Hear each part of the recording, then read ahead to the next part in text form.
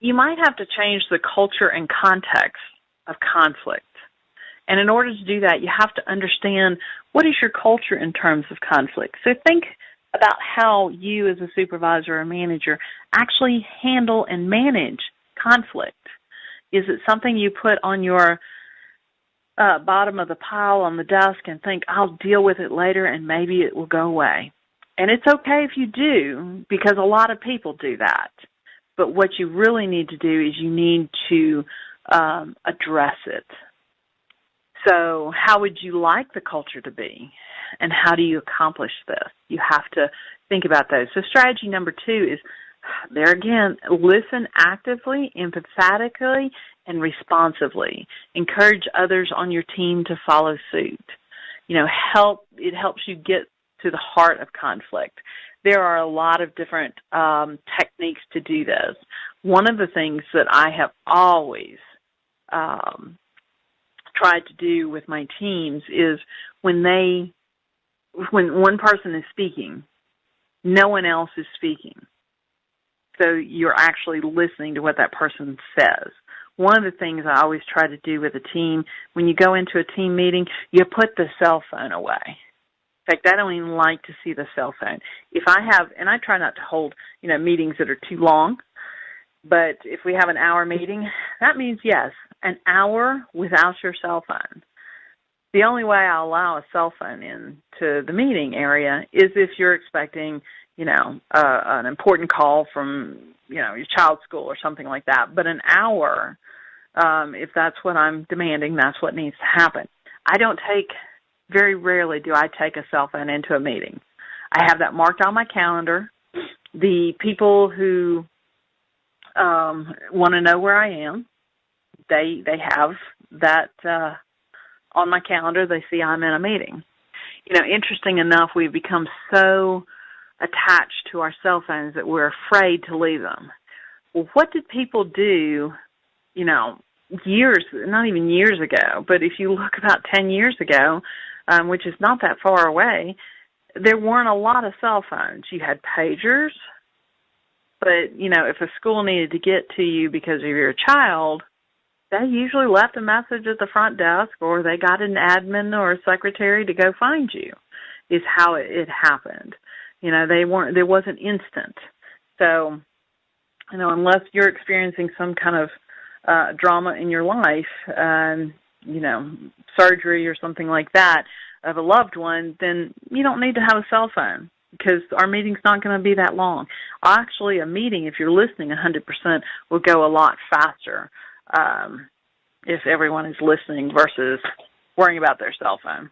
I've actually found a lot of times when people leave their cell phones at their desk versus bringing them into a meeting, we get done a lot faster because people want to get back to that cell phone. The art of active listening. Many interpersonal conflicts would not arise if we treated our coworkers with the same basic courtesies we extend to our customers. So think about that. Think about what you tell your coworkers and your team members about, customers and how customers come first. There are no interrupting. Reflect back, understanding of views. Ask clarifying questions. Really listen. Don't prepare your rebuttal until you have heard the person. The use of I statements versus you. Clearing the air is one acronym I kind of like. It's appreciate. Explicitly tell others you want to hear their point of view. I appreciate the opportunity to discuss this problem with you. Inquire. The other person has the floor. Be an active listener. Let me make sure that I understand your position as such and such. And then respond. Now you have the floor. Now that I have a sense of your point of view, let me explain where I'm coming from. This is a really good way of managing conflict, managing your team meetings. Words that promote conflict. I love these. I've heard them a lot. You must. You lied to me. This is so typical of you. You never complete the assignments. The problem is you. If you don't do this, then you'll never change. Oh, you're just being hysterical. You're being dramatic. How many of y'all have thought that? You may not have said it, But when somebody starts to even speak, you're being, oh my God, it's the drama queen, it's the drama king, and oh, it's always drama. Strategy number 3 is acknowledge and integrate emotions to solve problems. It's a more controversial approach, but unexpressed emotions can create conflict. Make sure those emotions are expressed, but in a very constructive manner. Strategy number 4 is search beneath the surface for hidden meaning. Conflicts are rarely about the most superficial issues. The next slide I absolutely love. It's the iceberg of conflict. So you have your issue at top. That's what you see. And that's the only thing you're going to see unless you delve into some of these issues that arise. This is one thing they teach you, or I have learned through the years in human resources, is the importance of delving into really what is the root of the issue. Yes, I can solve your problem with your current supervisor. I can move you into another job or under a different supervisor, but you're probably going to still have problems with the supervisor just because I haven't come to the root of the problem. So the next one is probably going to be personality. You're going to see a lot of that into the issue, and that's what you're immediately as a supervisor or manager going to think, oh, that's their personality. There's nothing I can do about that because you just told me I couldn't change personality. Well, you have to look deeper than that. It might be some emotions that's causing more of a negative personality. Unhappiness in your current position. You know, when you have employees that have worked for a long period of time in one job, they may not be happy anymore, and they may need to get some additional skills and be challenged more to move into something else. So your interests, needs, desires, self-perception, self-esteem can even be a way of creating conflict, hidden expectations, unresolved issues from the past. One unresolved issue that I had going into a particular job, and I had to really, I had a early on in my career when I was in my 20s, I worked for a female supervisor, and it was a very negative experience. I was degraded a lot, teased about my southern accent. Yeah, it was kind of surprising that I had a supervisor that would do that. And so, interesting enough, I formed an opinion about redheaded females. Also interesting, my mother was a redheaded female. So I had a negative perception. So I had left a particular job, and I was interviewing at another job. And I interviewed with the CFO, who happened to be a redheaded female. The first thing out of, when I went in for the interview is, oh, I'm not taking this job. She's a redhead. She's a female. Went home, talked to my father, who was a psychologist, and he said, well, let's look past that issue. You're blaming every redheaded female when it was actually that person was feeling, my former boss was feeling, kind of intimidated by me, and that's why she was doing it. So I actually went to work at that job with that other redheaded female. It was probably one of the best jobs I ever had. I had total respect for this individual. She was so not emotional. She made decisions looking at all the facts, which I loved, versus flying by the seat of her pants. So I really, really liked it. Had I not looked past my initial issue with redheaded females, I would never have had such a positive experience. Questions that can take you below the surface, things that you need to kind of delve into. Can you tell me what bothered you about what I did? What is the most important thing to you in solving this problem? Would you be willing to start again right now and do it differently? What would it take for you to let go of this conflict and feel that the issue has been completely resolved? Unfortunately, a lot of people bring personal conflicts into work, and it causes a workplace conflict. So be aware of that. Strategy number 5 is separate what matters from what gets in the way. Let go of blaming. Let go of who is right, and focus on the future. Strategy number 6, stop rewarding and learn from difficult behaviors. So instead of identifying the problem as a difficult person or a difficult personality, identify the problem as a difficult behavior. And I say, why is that? Behaviors can be modified. I'm not saying change, but they can be modified. Whereas personalities a lot of times cannot. You can have a person, maybe act a little bit differently at work. We do this when we have harassment issues and such like that. We have people, go through harassment training and learn how to communicate to people, not in an alleged harassing manner. So what is rewarding the difficult behavior? Is the person getting the pleasure of seeing someone get upset? Sometimes that happens too, so you need to be aware of that. Strategy number 7, solve problems creatively, plan strategically, and negotiate collaboratively. So adopt a positive attitude toward problem solving. Approach problem solving as a collaborative process. And this kind of goes into our next subtopic about conflict, which I mentioned earlier on. It's a lot like mediation. So our strategy number 8 is explore the resistance, mediate, and design systems for prevention and resolution. So what to do when your best efforts are met with resistance? What do? You can turn to mediation. In fact, a lot of HR professionals have some type of mediation training, and it's because they have to resolve a lot of conflicts. So let's introduce mediation just for a minute and talk through some mediation processes and some steps and how you can use that to resolve the conflict.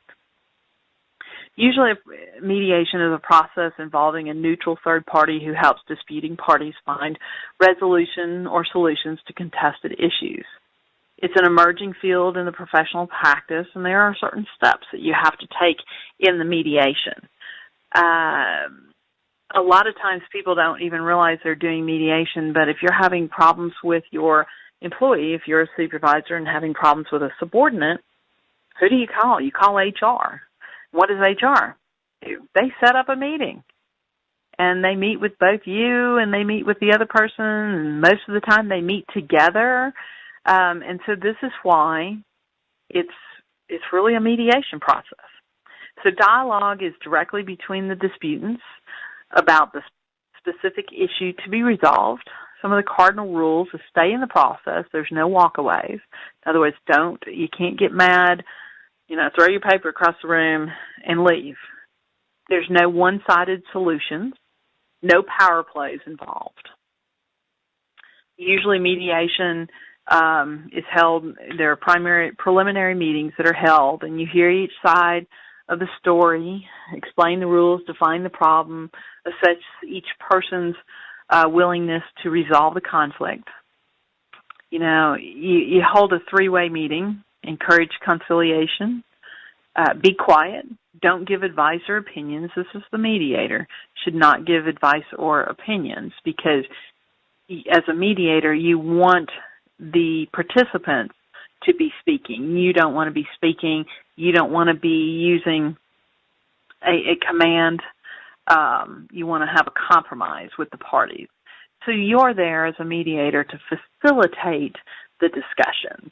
So if things start going off point or something like that, then you can bring them around to the correct point. You might have the exact solution, but you have to get the participants to come to that solution or that resolution. If they come to that solution or resolution, then they're going to be more invested in it. Let's make a deal, and then follow up. So a good mediation agreement, in fact, being in HR, a lot of times I'll put I'll put it together an agreement of the conflict in writing, and I have both parties sign it as if it's a contract. And they sign what they're going to be doing, what the responsibility is, how they're going to do it, and it usually works really, really well. A good mediation agreement is balanced, behaviorally specific, and it's written. It doesn't have, oh, they've got a bad personality and they need to change it. Because, as I said, personality is there's not much to change about personality and attitude. You can change the behaviors that create those. If I have an employee who comes in with a lot of problems, a lot of baggage from home and things to that aspect, one of the first things is we'll sit down, and one of the agreements is, part of the agreement, baggage gets left at the door. I tell employees this quite a bit. You know, when you come into this workplace, you check your baggage at the door, and on your way out the door, at the end of the day, you can pick it back up. Workplace is no place for personal baggage, so be cautious about making sure you have employees understand that. Some self-mediation steps or tips that you can incorporate as a supervisor or manager is find a time to talk. Find a quiet place to talk as well, whether it's in an office. Now, one of the things you don't want to do if you're the supervisor or manager trying to do the self-mediation steps is sit behind your desk. You need to come around and sit with the person. So if you've got 2 chairs in your office behind your desk, then you need to come around and sit in one of those chairs. There doesn't need to be that barrier of that desk. Remember, 55% of things are visual. It's not how you say it, it's what you say. Or, excuse me, it's not what you say, it's how you say it. So you need to be very cautious about that. Make sure you come up with some type of issue statement, why we need to talk. Don't just, come in and say, well, I think we need to talk. What is it that we need to talk about? Remember, your subordinate's going to be a little hesitant anyway coming into your office unless this is a regularly scheduled meeting. Asking the other to meet is the request. If there's resistance, acknowledge the objection, show the benefits of talking, and ask again. In other words, if they are resistant to talk about any issues that they're having at work, and sometimes you might have to get HR involved. Plan the context, the time, and the place for the meeting. State the issue as a work-related problem that we need to solve together. That's a good way to put it. It's not so much, I have this problem with you. How does that sound? It doesn't sound good at all. Talk it out. Express appreciation. Express optimism. Review guidelines. Let's persist until we agree. Let's not push a one-sided solution. State the issue, the invitation. Help me understand your perspective, and don't run the show. This is communication. Now, when you have team conflict mediation, you have to prevent problems in mediation meetings. Don't allow people to use personal insults or derogatory language. That's a definite no-no. You have to set those ground rules ahead of time with your team. Withdrawal. Don't let any one person remain passive, and don't allow subgroups to gang up on others. And this can happen. There's some brainstorming options. Silent individual generation of ideas, do the round robin, voting and ranking options about conflict issues, things like that. So keep those types of issues in mind.